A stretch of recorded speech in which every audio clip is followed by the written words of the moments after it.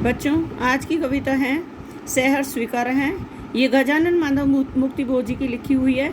इस कविता में जो कवि है वो अपने जो प्रिय है उससे बहुत गहराई से जुड़ा हुआ है और जो ये कविता है उनके अपने अनुभवों पर आधारित है।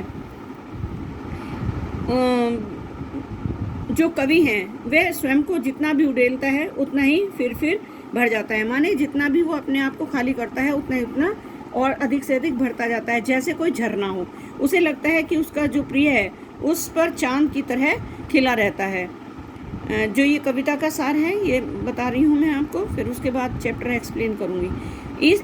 जो ये कविता है इसमें कवि चाहता है कि वह अपने प्रिय के अत्यधिक प्रेम से, उसकी ममता के मोह से उबर जाए। वह सदा ही उसके आत्मीयता के उजाले में रहते रहते कमज़ोर हो गया है। यानी वो उसकी सपोर्ट में रहता है तो उसको लगता है उसको जैसे मैं इसकी सपोर्ट में रह करके कमज़ोर हो गया हूँ। उसे डर लगता है कि वह उसके बिना शायद जी नहीं पाएगा, इसलिए वह उसे भूल जाना चाहता है, जिससे कि वह अंधेरों में गहरी से गहरी गुफाओं में जीना सीख सके।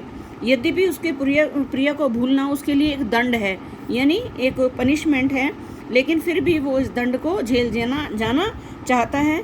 कवि को विश्वास है कि वह अंधेरे से लड़ता हुआ भी उसी की आत्मीयता से शक्ति पाएगा। उसका सहारा उसे सब जगह मिलता रहेगा।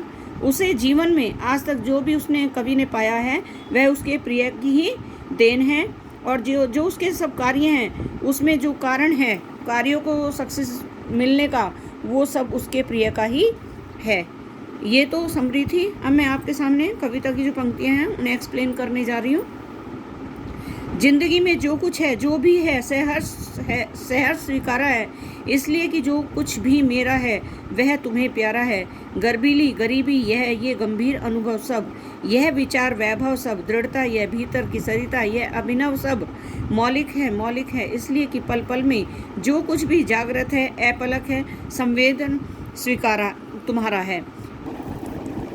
इन पंक्तियों में कवि कहता है, वो कवि जो है अपने रहस्यमय प्रिय को संबोधित करते हुए कहता है कि हे प्रिय, मेरे जीवन में जो भी कुछ उपलब्धियां हैं, यानी जो भी कुछ अचीवमेंट्स हैं या जो कमजोरियां हैं, मैं उन्हें खुशी से स्वीकार करता हूं और मुझे उन पर गर्व है। इसका कारण यह है कि मेरे पास जो भी मेरा अपना है वो सब तुम्हें बहुत प्रिय है। मेरी जो गर्व भरी गरीबी है, मेरे जीवन के जो गहरे अनुभव हैं, मेरा जो गहरा चिंतन विचार है, मेरे जो व्यक्तित्व की दृढ़ता है, मेरे मन की जो बहती भावनाओं की नदी है, मेरे अन्य नए रूप, ये सब अपने आप में मौलिक हैं, निजी हैं और नए हैं।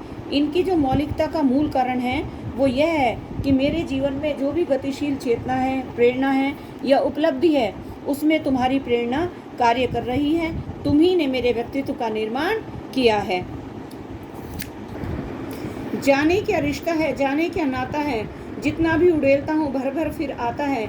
दिल में क्या झरना है, मीठी पानी का सोता है, भीतर वह ऊपर तुम मुस्काता चांद, ज्यों धरती पर रात भर मुझ पर त्यों तुम्हारा ही खिलता वह चेहरा है। इन पंक्तियों में कवि कहता है कि मैं नहीं जानता कि मेरे और तुम्हारे बीच इस प्रेम का क्या संबंध है, किस नाते से मैं तुम्हें इतना चाहता हूँ। मुझे तो इतना पता है कि मैं इस स्नेह को हृदय में जितना भी व्यक्त करता हूँ, बांटता हूँ, उतना ही ये बार बार फिर से भर आता है। मेरे हृदय में प्रेम का मुझे ऐसा लगता है कि जैसे मेरे हृदय में कोई प्रेम का झरना हो, जिससे लगातार प्रेम की वर्षा होती रहती है। कहने का मतलब है कि हृदय में प्रेम का कोई मीठा स्रोत है, जिससे निरंतर प्रेम भरा जल छलकता रहता है। मेरे हृदय के भीतर तुम्हारा प्रेम है और इस प्रेम पूरित हृदय के ऊपर तुम विराजमान हो। ये कवि कह रहा है अपनी प्रेयसी से। तुम्हारा यह खिलता हुआ मुख मेरे हृदय में सदा इस प्रकार रहता है जिस प्रकार से पूर्णिमा का चांद रात भर आकाश में अपनी चांदनी बिखेरता रहता है। सचमुच मुझे दंड दो कि भूलूं मैं तुम्हें भूल जाने की, दक्षिण ध्रुवी अंधकार अमावस्या शरीर पर, चेहरे पर, अंतर में पालू मैं, झेलूं मैं, उसी में नहालूं मैं, इसलिए कि तुमसे ही परिवेष्टित आच्छादित रहने का रमणीय या गंभीर यह उजाला सब नहीं सहा जाता है।